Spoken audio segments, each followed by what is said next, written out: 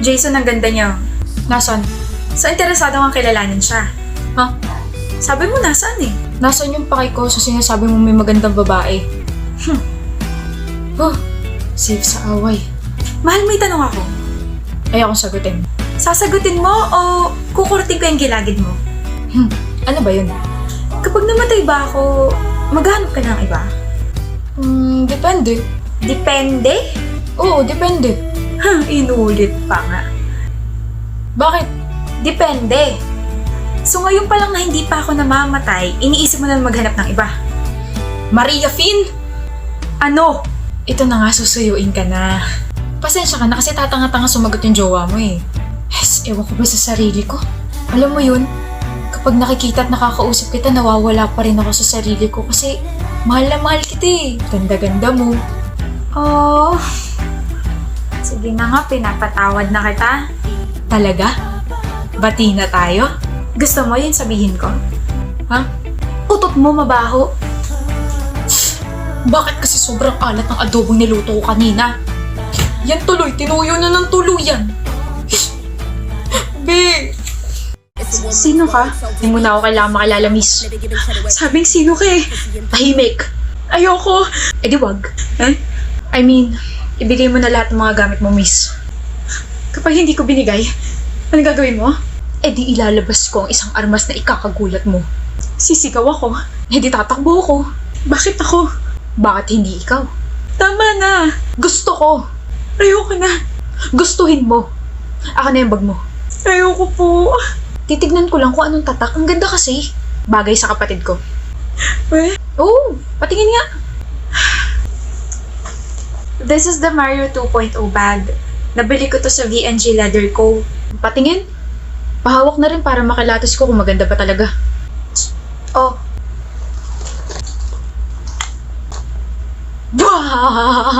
Nauto kita. oh my gosh. Akin na to. Magiging akin ulit yan. Paano? Tatakbo na ako. Ibigay mo sa akin yan. Miss, baliktad yung baril. Sa sarili mo nakatuto ko. Ay ba yan? Ayoko! I'm going to pull the trigger in 3 seconds. 1, 2, Bang! Yun ang armas na tinatago ko, miss. Nanggugulat ako. O diba? Nahimatay ka. Venom. Thank you po for paying attention sa mini play namin. I love it. Ang ganda na pagka-comedy nitong play na to. Ang ganda and ang saya. Congratulations, Jay and Bench. Jandrix, pasuhin naman ako. Love mo naman ako, diba? Bilan mo kadali. Anong bibilhin, Jerea? Yarn. Huh? Anong yarn? Wala ka matuturo. Yarn. Ano ang yarn? Yarn ka ng yarn, bakit nagpapabili ka pa kung gano'n? Ano ba tuturo mo? Tangik. Yarn. Bilhan mo ako ng yarn. Yarn? Yarn! Higil yarn? Jandrix! Ano ba yarn na yarn? Hindi ka titigil. Yung yarn ba is sinasabi mong yarn na nagtuturo ka o yarn na gamit? Yarn na gamit. Yarn naman pala. Ako na bibili. Joke lang. Hindi ako na. Joke lang, Jerea. Kaunti na lang babatukan na kita. Wag! Masakit yarn. Jandrix! Jovi, para sa'yo. Thank you. Pinapabigay ni Eric. Sabi pa niya, sana magustuhan mo raw. Oh my gosh. Nakalimutan ko gumawa ng assignment. Ano? Assignment ba ka mo? Oh, assignment mo. Ala, seryoso ba? Thank you. Sa'yo na lang daw assignment na kaibigan ko, si Eric. Kilig! Oh, jacket yan ni Eric. Suotin mo raw. Pakisabi kay Eric, thank you. Love is in the air. O par, nandito ka rin pala. Bumibili ka rin ba ng susuotin mo para sa graduation? Oo. Sabay na tayo. Kasama ko si Eric, I found a dress na. Jovi. Kasama ko si girlfriend ko, par, kaya hindi kita masasamahan. Girlfriend? Kayo na? Oo, last month pa. Gulat ka ba, Joel? Well, thank you kasi dahil sa'yo naging kami. Kumbaga, ikaw yung naging bridge namin. Paano? Di ba laging pinapaabot sa'yo ni Eric lahat ng mga gusto niya ibigay para sa akin? Sa akin galing yung lahat. Huh? Eric was just an excuse para makausap kita kahit ilang segundo lang. Yung assignment, yung jacket, yung pagkain. Sa akin galing yung lahat. Walang alam si Eric doon. Walang alam si Eric sa pinagkakagawa ko. I don't know what to say. Alam mo na gusto ko si Jovi, di ba Eric? Dapat ako yung nasa posisyon mo ngayon. Ako dapat yung kasama niya palagi. Di ba? Di ba? Alam mo, Huwag kang magalit sa kanya, Joel. those are my efforts, Jovi. Those are my efforts. Eh bakit ngayon ka lang umamin? Ano? It's your fault kung bakit ganito yung nangyari, par. Magalit ka sa sarili mo at hindi sa amin. Okay, alam ko may gusto ka sa kanya, pero tagal ko na siyang gusto rin eh. Yung bagal mo. Tope, tsaka duwag ka pa. Aamin naman ako, pero Jovi, please. Those are my efforts, di ba? Marami pa akong binigay para sa'yo. I'm sorry.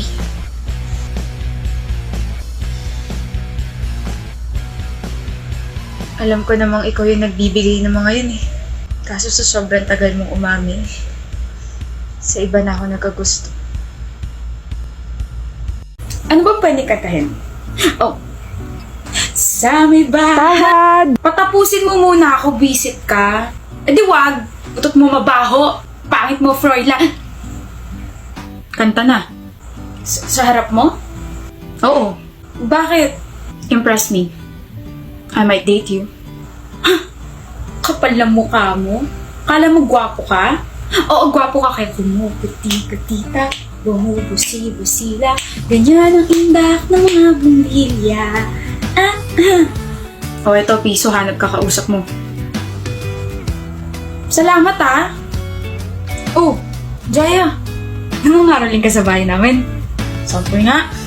Tapos na. Napakasungit ng kapatid mo, naiirita ako. Ganyan lang talaga yan. Pero gusto ko yan. Gusto pero piso binigay. Kala mo naman hindi ako naging crush ng dugyot days nga nung mga bata pa kami. Kuya. Bakit? Hanap ka ni mama. Sige, Jaya. Una na ako. Merry Christmas. Sige, kuya. Merry Christmas. Eat well, ha? Pasok na, kuya. Oo na. Sandali. Ano? Oh, Merry Christmas. Para saan to? Wala. Ayaw mo ba? Akin na. May sinabi ba ako? Itatago ko to. Akin na to. Ipe-preserve ko to. Oo na. Huwag mo naman masyado ipahalata na gusto mo ko. Bahala ka nga dyan. Teka, saan ka pupunta? Sa bahay. Noche buena ni. Baka ma-estorbo pa ako. Anong handa niyo? Wala sila mami, nasa probinsya. Kaya naghahanda na lang ako magustuhan mo ako. Bango. Baliw. Medyo. Dito ka na lang mag-noche buena. Mas gusto yun nila mama. Eh ikaw, ano? Gusto mo ba ako? Tanggalin mo na yung mga nakasaksak sa bahay niyo at baka magkasunog pa. Sige na, dali na. Alam ko naman magtatagal ka rito, kakadaldal kila mami. Ay, iniiwasan yung tanong. Merry na yung Pasko natin, kaya marry me. Dami mo alam, dalian mo na, Jaya. Okay. Uy, huwag ka masyadong ma-excited, baka mabulunan ka habang kumakain tayo mamaya.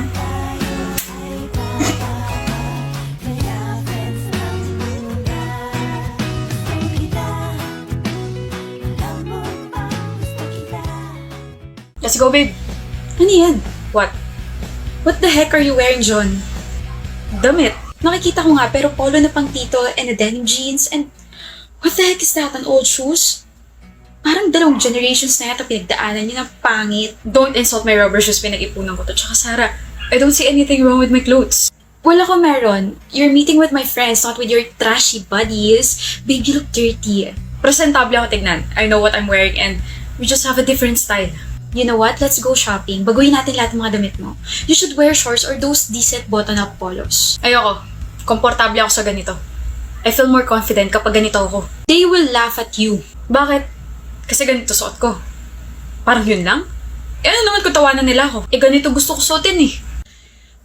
You don't understand. Ano ba hindi ko maintindihan ha? Sige na, Sarah. Ano yung hindi ko maintindihan? Yung itsura mo, tsaka yung pananamit mo. It matters to me because you're now carrying my name. Ano na lang sasabihin ng mga bago kong friends sa akin kapag nakita nilang ganito suot mo? Magiging katatawanan ako, John. Ah, so this is about you naman pala. Mas importante pa yung sasabihin nila. Eh, hindi ka man ganito dati ah. Sabi mo you love the way I present myself. Ano nangyari? Siyempre nagbago na ako ng lifestyle because of my new friends. I mean, they are popular and I can see that. Ang hirap mo naman pakisamahan, John. Kung ayaw mong baguhin kita, pues magbabago na lang ako ng boyfriend. Okay. What? Kung babaguhin mo ko dahil lang sa opinion ng mga kaibigan mo, maghanap ka na lang ng bagong dadalhin sa kanila. I'm just helping you. You're not helping me. Ginagawa mo akong manika just for you to look good in front of your new friends. You're kind of ruining me, Sarah. Eh di mag-break na tayo. I think mas maganda ako tignan kung wala ka kasi you're bringing my status down. Okay. John? Sarah. Kamusta ka na? 5 years na lumilipas pero ganyan ka pa rin manamit. You still look dirty. My gosh, you haven't changed a bit. Napapag-iwanan ka na yata ng panahon. Pero ako hindi ko siya iiwan. Excuse me? Hi, I'm Ayla. John's fiancé. Finally, na-meet din kita, Sarah. Oh, sorry. Kilala kita kasi nakwento ka sa akin ni John before. So? So, hindi niya kailangan ng opinion mo. Shut up. No, you shut up. Ikaw yata hindi nagbago, miss. Talim mo pa rin magsalita. Bakit? Importante pa rin ba yung sasabihin ng mga friends mo kapag nalaman nilang ganito pa rin ang style ng fiancé ko? Ng ex mo? John! Oh, don't ask for his help. Hindi ka niya tutulungan. Well, kapag ex na, bawal na magmakapalang mukha. You know, Sarah, I'm sorry pero I'm very happy na nakipaghiwalay ka sa kanya. Kasi I get to see him every single day and appreciate John for just being himself. Kaya umalis ka na dahil ang sakit mo sa mata. Whatever. Whatever.